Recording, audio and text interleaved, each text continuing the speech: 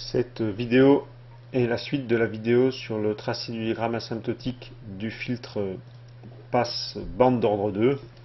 On va dans cette deuxième partie s'intéresser au circuit de référence et on va voir que on peut à partir du circuit de référence retrouver le diagramme asymptotique sans passer par le calcul de la fonction de transfert. Alors le circuit électrocinétique de référence pour le passe-bande d'ordre 2 va être celui-là. On peut faire une rapide étude haute et basse fréquence, donc en haute fréquence pour les deux dipôles LC, donc en prenant comme pulsation oméga 0 égale 1 sur racine de LC. Eh bien en haute fréquence, c'est la partie inductive qui va l'emporter. On aura ici un comportement de ce dipôle qui sera équivalent, qui tendra vers un circuit ouvert, donc un courant nul, donc une tension US nulle. En basse fréquence, on a la même chose, sauf que cette fois-ci, c'est le dipôle capacitif qui va l'emporter. Là encore, le courant dans la résistance va être négligeable et la tension US négligeable devant l'UE tendra vers 0 quand oméga tendra vers 0. Donc on se retrouve ici avec un comportement de passe-bande. On peut faire le calcul aussi pour oméga égale oméga 0. Le circuit LC est équivalent pour oméga 0 égale 1 sur racine de LC à un court-circuit. On obtient donc US égale à UE. Donc on a les caractéristiques générales de notre passe-bande. 0 en haute et basse fréquence et US sur UE égale à 1 pour oméga égale oméga 0. Alors ici on va aller plus loin que ce simple circuit limite. On va essayer de déterminer le circuit asymptotique. Alors pour ça on vérifie rapidement déjà qu'on a bien la même fonction de transfert que pour le passe-bande d'ordre 2. Donc l'utilisation du diviseur de tension pour exprimer US en fonction de UE, puisque les dipôles sont tous en série, on n'a pas de courant qui part par cette branche-là.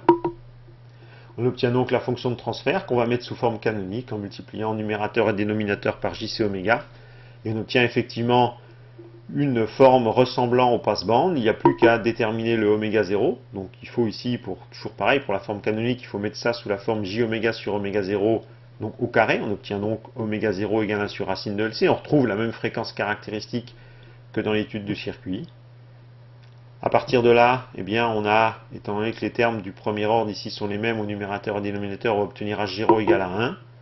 Et on va obtenir ici Q ou 1 sur 2 lambda égale à L oméga 0 sur R, en écrivant ici ce terme-là sous la forme, toujours pareil, J oméga sur oméga 0. Donc on aura un oméga 0 qui interviendra, un RC oméga 0, ou bien l'oméga 0 sur R, on retombe sur le facteur de qualité du circuit RLC série.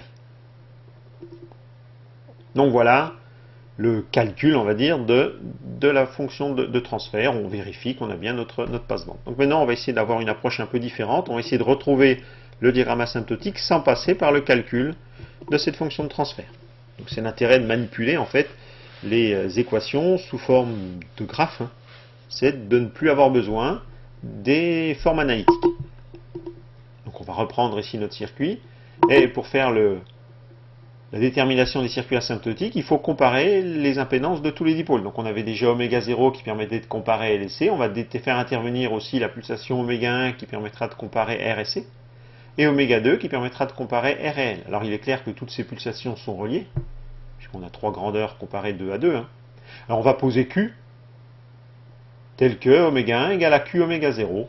Donc Q va permettre de savoir si la pulsation oméga 1 est plus grande ou plus petite que oméga 0, c'est-à-dire on va pouvoir classer en fait dans les différents domaines de pulsation les domaines de prédominance de ces trois dipôles.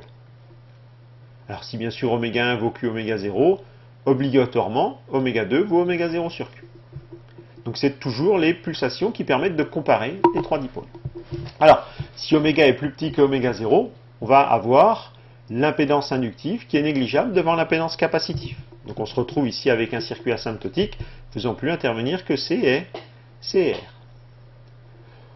On reconnaît pour RC un passe haut d'ordre 1. Alors on pourrait éventuellement poursuivre plus loin avec oméga 1, à savoir, eh bien, si oméga est plus petit que oméga 1, c'est C qui l'emporte sur R, sinon c'est R qui l'emporte sur C. Donc faire différents classements. Alors on va se contenter ici de remarquer qu'on a un passe haut du premier ordre, qu'on connaît, qu'on sait tracer.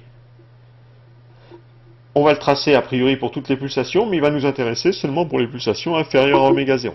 Alors, deux cas vont se produire, soit oméga 1 est plus petit que oméga 0, Q plus petit que 1, à ce moment-là, on aura toute cette partie du diagramme asymptotique qui va nous être utile, soit oméga 1 est plus grand que oméga 0, Q est plus grand que 1, et en ce moment-là, on se retrouvera à ce moment-là avec seulement cette partie-là du diagramme asymptotique qui va nous être utile.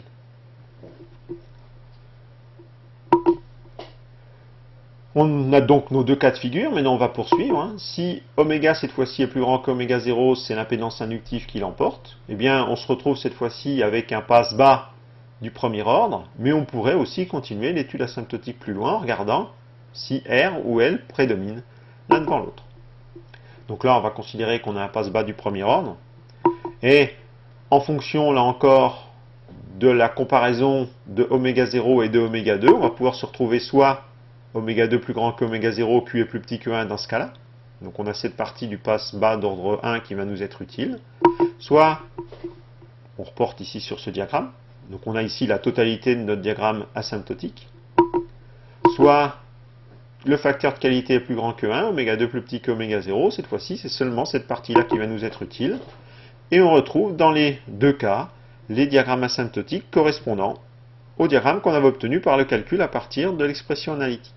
Donc il est intéressant de noter que eh bien, on peut tout à fait, à travers la représentation sous forme de graphe de circuit, passer directement du circuit au diagramme asymptotique sans passer par le calcul de la fonction de transfert analytique. Donc c'est tout l'intérêt de ces diagrammes asymptotiques, c'est qu'ils permettent un tracé très rapide et efficace par simple comparaison des dipôles, c'est-à-dire, ce qu'on a vu dans les vidéos précédentes, à trouver le circuit asymptotique correspondant dans une bande de pulsation, une bande de fréquence, et l'ensemble. Alors, là encore, on peut aussi faire le calcul pour oméga égale oméga 0, la pulsation centrale. Pour oméga égale oméga 0, les impédances de L et C sont opposées. Donc en fait, on va se retrouver avec une impédance pour le circuit LC qui est un court-circuit. Donc on retrouve bien US égale à AUE et H de J oméga 0 égale à 1. Donc on a l'ensemble du diagramme de Bode asymptotique en raisonnant sur le circuit sans calcul élémentaire. Donc je vous invite à vous entraîner avec ces circuits simples pour être capable de faire ces raisonnements. Il est clair que quand le circuit va être plus compliqué, eh bien, il faudra des compétences techniques pour obtenir ces résultats. Ce n'est pas le but de votre formation, il vaut mieux comprendre la façon de procéder sur des exemples simples.